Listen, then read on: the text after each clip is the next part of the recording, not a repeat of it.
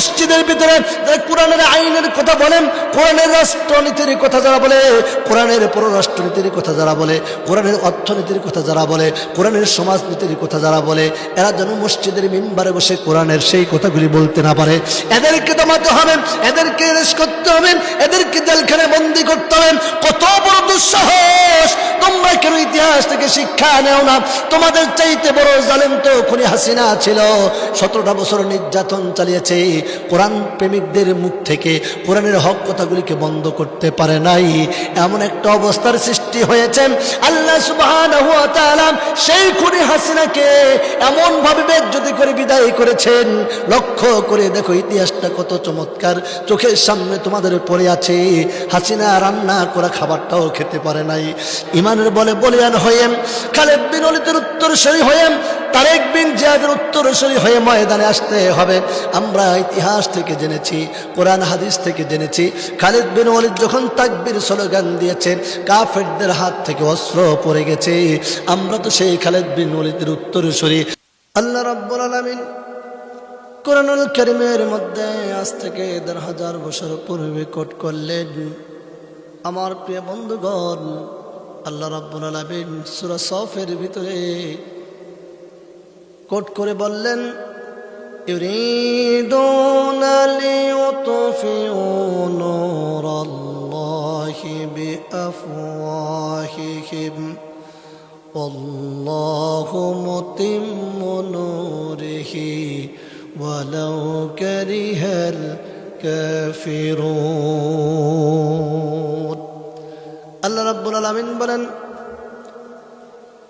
এই পৃথিবীতে কাফের মুশরিকেরা চায় তাদের মুখের ফুৎকার দিয়ে কোরআনের আলোকে নিভিয়ে দিতে।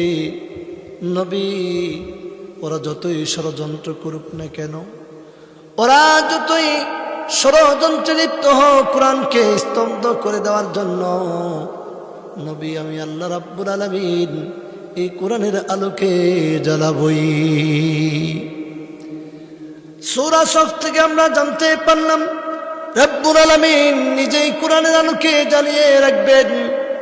এই কোরআনের আলোকে কেউ নিভাতে পারবে না, এই আলোকে কেউ স্তব্ধ করে দিতে পারবে না, কোরআনটাকে কেউ নিভিয়ে দিতে পারবে না।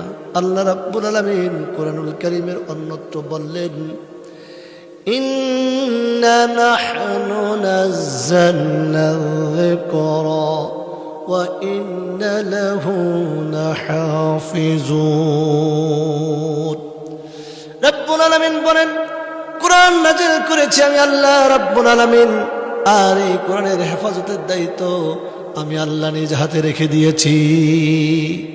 আমার প্রিয় বন্ধুগণ, যে আল্লাহ রাব্বুল আলামিন কোরআন নাযিল করলেন, সে আল্লাহ রাব্বুল আলামিন নিজ হাতে কোরআন হেফাজতের দায়িত্ব রেখে দিয়েছেন।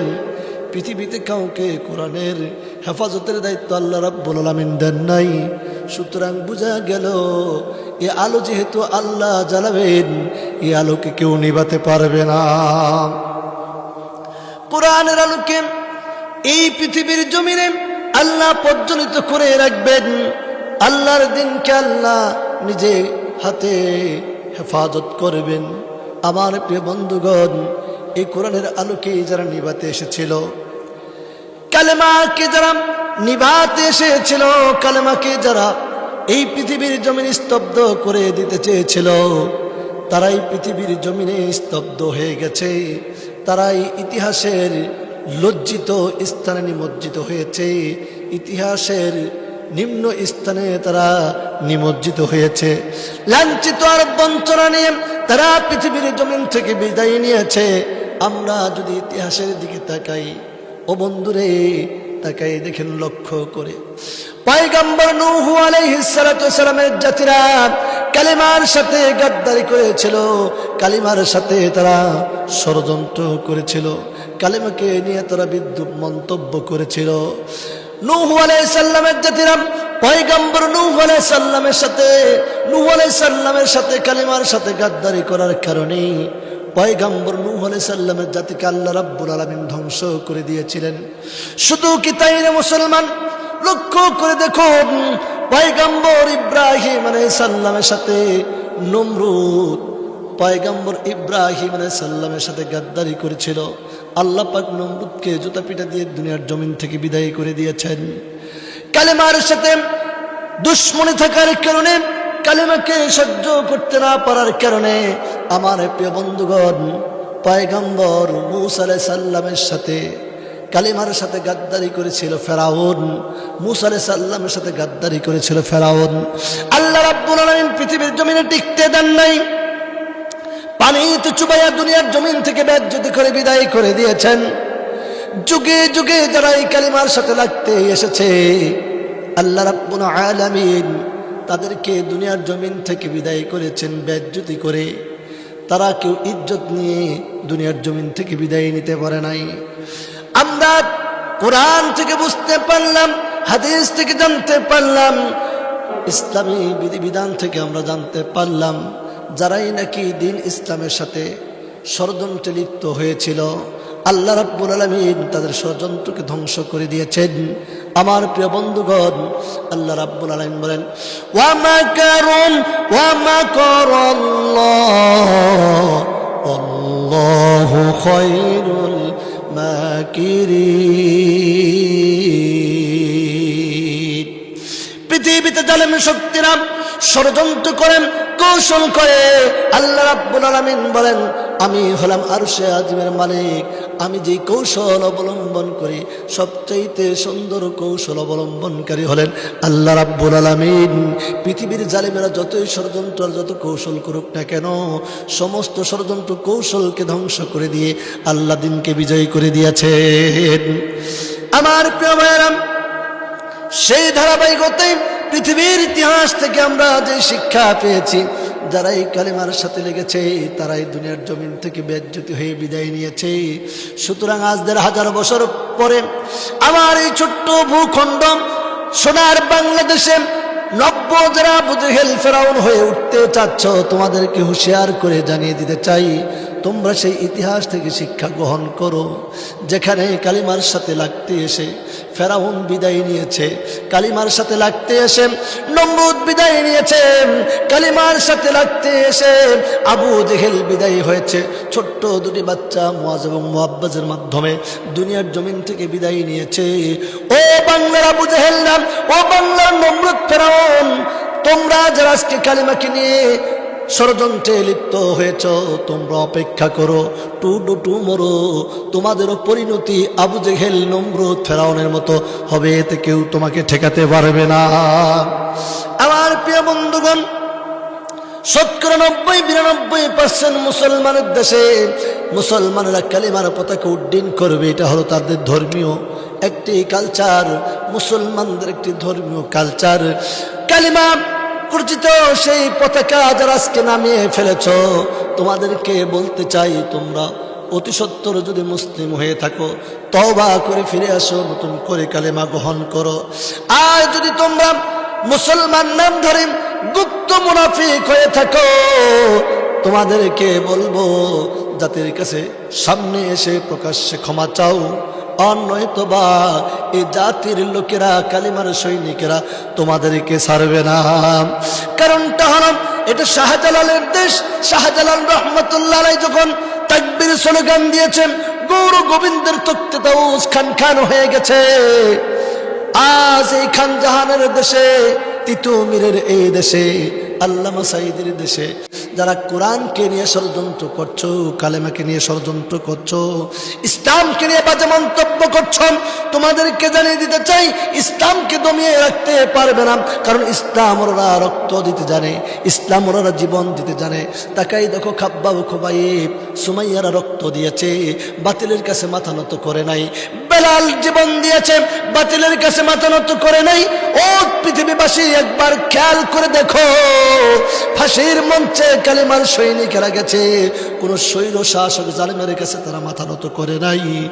এই জন্য বলি এই কোরআন প্রেমী দেশে ৯০-৯২% মুসলমানের দেশে কোরআনকে নিয়ে আর কালিমাকে নিয়ে ষড়যন্ত্র করা দুঃসাহস দেখাবে না। অন্যথায় এমন আগুন জ্বলবে কালিমার দাবানলের মতো দাও দাও করে আগুন জ্বলবে, যে আগুন তোমরা নিভাতে পারবে না, তোমাদের দাদা বাবুরাও নিভাতে পারবে না, সামাল দিতে পারবে না। এই জন্য সতর্ক হয়ে যাও, কোরআনকে নিয়ে ইসলামকে নিয়ে ষড়যন্ত্রে লিপ্ত হবে না। পৃথিবীর শুরু থেকে এই পর্যন্ত, এখান থেকে কিয়ামত পর্যন্ত যত জালেম স্বৈর শাসক আসবে, ইসলাম বিরোধী শক্তি আসবে, কোন ইসলাম বিরোধী শক্তিরাই তারা চিরস্থায়ীভাবে বিজয় লাভ করতে পারবে না। হকের পক্ষে যারা, কোরআনের পক্ষের সৈনিক যারা, এদেরকে আল্লাহ রাব্বুল আলামিন বিজয় দিবেন। আল্লাহ রাব্বুল আলামিন বলেন, ওয়াকুল জাআল হক ওয়া জাহাকাল বাতিল ইন্নাল বাতিলা কানা যাহুকা। হক বাতিলের লড়াই চিরন্তন চিরসবুজ। রাত যেমন সত্য, দিন যেমন সত্য, হক এবং বাতিলের সাথে লড়াই হবে, এটাও তেমন চিরন্তন সত্য। আমার প্রিয় বন্ধুগণ, এই জন্য হকের পক্ষে আপনাকে আমাকে সোচ্চার ভূমিকা পালন করতে হবে, যেন আপনার আমার কাছ থেকে ইমানটাকে তারা কেড়ে নিতে না পারে। ইমানের বলে বলিয়ান হয়ে, খালেদ বিন ওয়ালিদের উত্তরসূরি হয়ে, তারেক বিন জিয়াদের উত্তরসূরি হয়ে ময়দানে আসতে হবে। আমরা ইতিহাস থেকে জেনেছি, কোরআন হাদিস থেকে জেনেছি, খালেদ বিন ওয়ালিদ যখন তাকবীর স্লোগান দিয়েছে, কাফেরদের হাত থেকে অস্ত্র পড়ে গেছে। আমরা তো সেই খালেদ বিন ওয়ালিদের উত্তরসূরি, আমরা শাহজালালের উত্তরসূরি। এই দেশটা আলেমুল আমাদের দেশ, এটা গৌরব গোবিন্দর দেশ নয়, এটা কাজী নজরুলের দেশ, এটা কিন্তু রবীন্দ্রনাথের দেশ নয়। ভুলে গেলে চলবে না। ও বন্ধুরে, যারা আজকে তোমরা এই কালিমার সাথে ষড়যন্ত্রে লিপ্ত হয়েছ, তোমরা সতর্ক হয়ে যাও। আল্লাহ রাব্বুল আলামিন বললেন, ইউরিদুনা লিইতফিউ নূরাল্লাহি বিআফওয়াহিহিম ওয়াল্লাহু মুতিম্মু নূরিহি ওয়ালাউ কারিহাল কাফিরুন। রাব্বুল আলামিন বললেন, ও পৃথিবীবাসী, কাফের মুশরিকেরা যতই ষড়যন্ত্র করুক না কেন, কালেমাকে নিয়ে, ইসলামকে নিয়ে, দিনকে নিয়ে যতই ষড়যন্ত্র করে তারা মুখের ফুৎকারে দিয়ে এই আলোটাকে নিভিয়ে দিতে চাই। ও মুমিন মুসলমান, তোমরা শুনে রাখো, জেনে রাখো, আমি আল্লাহ রাব্বুল আলামিন এই কালেমার, এই কোরআনের আলোটা, এই কোরআনের নূরটাকে জ্বালাবই। সুবহানাল্লাহ। আমার প্রিয় ভাইয়েরা, আমার যুগে যুগে নব্য জালিমের আবির্ভাব হয়, সেই স্বৈর শাসকের ভূমিকা পালন করে কিছু মানুষ আজকে কোরআনের আইনের বিরুদ্ধে কথা বলছে। লক্ষ্য করে দেখুন, শরীয়তের বিরুদ্ধে তারা সর্বোচ্চ স্থানে দাঁড়িয়ে কথা বলছে, পর্দার ব্যাপারে বাজে মন্তব্য করছে, কোরআনের আয়াতকে নিয়ে ব্যঙ্গ করছে, কোরআনের বিধানগুলিকে নিয়ে বর্বরচিত বক্তব্য তারা দিচ্ছে। তারা বলছে মধ্যযুগীয় নাকি বলে আইন। আল্লাহ রাব্বুল আলামিন বললেন, গোলামেরা, এমন একটা কিতাব তোমাদেরকে দিয়েছি, এমন একটা থিওরি দিয়েছি, এমন একটা গাইডলাইন তোমাদেরকে দিয়েছি, এমন একটা জীবন ব্যবস্থা তোমাদেরকে দিয়েছি, যে জীবন ব্যবস্থার শুরুতে আল্লাহ রাব্বুল আলামিন তামাম পৃথিবীতে মানুষের সামনে আল্লাহ চ্যালেঞ্জ ঘোষণা করলেন, পৃথিবীবাসী, আমি এমন একটা থিওরি তোমাদেরকে দিলাম, যেই কিতাবের মধ্যে, যেই থিওরির মধ্যে, যেই সাজেশনের মধ্যে, যেই জীবন আদর্শের ভিতরে ভুল তো তারা থাকার দূরের কথা, সন্দেহের কোনো অবকাশ নাই। আল্লাহ রাব্বুল আলামিন বলেন, যারা পারেন আমার সাথে ঠোঁটটা মিলাবেন। রাব্বুল আলামিন কুরআনুল কারীমের প্রথম নাম্বার পারা, দ্বিতীয় নাম্বার সূরা বাকারার শুরুর দিকেই বললেন, যালিকাল কিতাবু লা রাইবা ফীহি হুদাল লিল মুত্তাকিন। আমার ভাইরা, আমার বন্ধুগণ, আল্লাহ রাব্বুল আলামিন বললেন, এমন একটা কিতাব তোমাদেরকে দিলাম, জালিকাল কিতাবু লা রাইবা ফীহি, যার মধ্যে ভুল তো দূরের কথা, সন্দেহের কোনো অবকাশ নাই। এমন একটি কিতাব, এমন একটি সংবিধান দেওয়ার পরেও যারা এই কোরআনের বিরুদ্ধে কথা বলে, এই সংবিধানের বিরুদ্ধে কথা বলে, যারা কোরআনটাকে সহ্য করতে পারে না, এই কোরআন দ্বারা যারা সমাজটাকে পরিচালনা করতে চায় না, এই কোরআন দ্বারা যারা রাষ্ট্র পরিচালনা করতে চায় না, অথচ নিজেকে মুসলিম দাবি করে, অথচ নিজেকে কালেমার সৈনিক দাবি করে, নামটা রেখেছে মুসলমান মানের নাম, মুসলমান পরিচয় দেয়, নবীর উম্মত পরিচয় দেয়, কিন্তু কোরআনের বিধানগুলি সমাজ রাষ্ট্রে বাস্তবায়ন করতে দিতে চায় না। যারা কোরআনের আইনের কথাগুলি বলে এদেরকে জঙ্গি বলে তারা ঠাট্টা বিদ্রোহ করে, এদের ব্যাপারে বাজে মন্তব্য করে এদেরকে স্তব্ধ করে দেওয়ার জন্য বিভিন্ন তহমত দিয়ে আলেমদেরকে দমিয়ে রাখার চেষ্টা করছে, নায়েবে নবীদেরকে তারা দমিয়ে রাখার চেষ্টা করেছে। কিন্তু এই নব্য জালিমেরা জানে না যে পৃথিবীতে কিয়ামত পর্যন্ত আর নবী আসবে না, নায়েবে নবী, নবীর ওয়ারিসরা আসবেন। আল উলামা ওয়ারাসাতুল আম্বিয়া, নবীর ওয়ারিস আলেমরা আসবেন। কিয়ামত পর্যন্ত নবীর ওয়ারিসরা কোরআনের কথাগুলি, কোরআনের আইনের কথাগুলি জাতির সামনে বলবে। এই জাতির লোকেরা যতই এদের ব্যাপারে বাজে মন্তব্য করুক, যত নির্যাতনের স্টিম রোলার চালাক না কেন, কিন্তু কোরআন প্রেমিক এবং কোরআনের সৈনিকেরা হক কথা থেকে পিছপা হবে না। আমার প্রিয় বন্ধুগণ, আমার প্রিয় ভাইয়েরা, আল্লাহ রাব্বুল আলামিন পৃথিবীবাসীর সামনে মডেল রেখে দিয়েছেন যুগে যুগে। আমরা লক্ষ্য করে দেখেছি বিগত স্বৈর শাসকের 17 বছর শাসন আমলে আলেমদের উপরে এমন কোন নির্যাতন নাই যে এই স্বৈর শাসক খুনি হাসিনারা করে নাই, তার গোষ্ঠীরা করে নাই। আলেমদেরকে, শ্রেষ্ঠ মানুষগুলিকে ধরে ধরে ফাঁসি দিয়েছে, জেলখানায় বন্দি করে রেখে দিয়েছে, তাদেরকে ডান্ডা বেরি পরানো হয়েছে, ফাঁসির মঞ্চে নিয়ে যাওয়া হয়েছে। কিন্তু ওই স্বৈর শাসক খুনি হাসিনা জালেম সরকারের কাছে হকপন্থী কোনো আলেম মাথা নত করে নাই। আজ আবার নতুন করেন এই নব্য জালিমেরা আলেমদেরকে নিশ্চিহ্ন এবং নিস্তব্ধ করার জন্য, আলেমরা যেন মাথা চাড়া দিতে না পারে, আলেমরা যেন কোরআনের কথাগুলি মসজিদের মিম্বারে বসে বলতে না পারে, এই জন্য তারা পার্লামেন্টে দাঁড়িয়ে আলেমদের এই বক্তব্য বন্ধ করার জন্য তারা উঠে পড়ে লেগেছে। তারা বলছে আইন পাস করে মসজিদের ভিতরে কোরআনের আইনের কথা বলেন, কোরআনের রাষ্ট্রনীতির কথা যারা বলে, কোরআনের পররাষ্ট্রনীতির কথা যারা বলে, কোরআনের অর্থনীতির কথা যারা বলে, কোরআনের সমাজনীতির কথা যারা বলে, এরা যেন মসজিদের মিম্বারে বসে কোরআনের সেই কথাগুলি বলতে না পারে। এদেরকে দমাতে হবে, এদেরকে অ্যারেস্ট করতে হবে, এদেরকে জেলখানায় বন্দি করতে হবে। কত বড় দুঃসাহস! তোমরা কেন ইতিহাস থেকে শিক্ষা নেও না? তোমাদের চাইতে বড় জালেম তো খুনি হাসিনা ছিল। 17টা বছর নির্যাতন চালিয়েছে, কোরআন প্রেমিকদের মুখ থেকে কোরআনের হক কথাগুলিকে বন্ধ করতে পারে নাই। এমন একটা অবস্থার সৃষ্টি হয়েছে, আল্লাহ সুবহানাহু ওয়া তাআলা সেই খুনি হাসিনাকে এমন ভাবে বেজ্জতি করে বিদায় করেছেন। লক্ষ্য করে দেখো ইতিহাসটা কত চমৎকার, চোখের সামনে তোমাদের পড়ে আছে। হাসিনা রান্না করা খাবারটাও খেতে পারে নাই, চেয়েছিল বক্তব্য দিতে, বক্তব্য দেওয়ার সুযোগ হয় নাই। খানা খেতে চেয়েছিল, গরম রান্না করা খানা রেখে চলে যেতে হয়েছে। এই জালেমদের ইতিহাস থেকে তোমরা শিক্ষা গ্রহণ করো। আলেমদের সাথে লাগতে আসবা, কোরআন প্রেমিকদের সাথে লাগতে আসবা, তোমরাও ইতিহাসের নিম্ন গহীরে নিমজ্জিত হবে।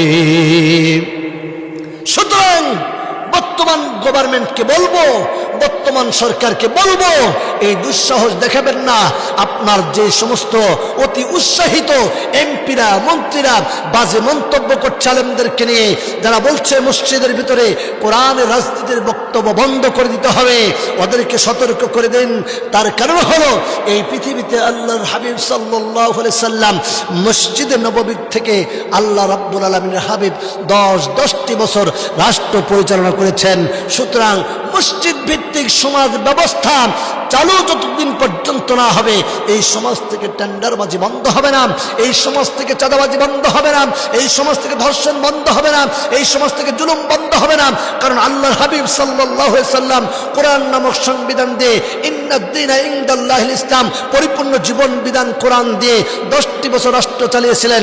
যে রাষ্ট্র পরিচালনায় গোটা পৃথিবীর ইতিহাসে কিয়ামত পর্যন্ত যেই যুগটাকে সোনালী যুগ বলা হয়, যেখানে সুদ ছিল না, ঘুষ ছিল না, জানা ছিল না, ব্যভিচার ছিল না, ধর্ষণ ছিল না, জুলুম ছিল না, সমস্ত অন্যায় অত্যাচারকে দূর করে দিয়ে সোনালী একটি সমাজ উপহার দিয়েছিলেন রাহমাতাল লিল আলামিন।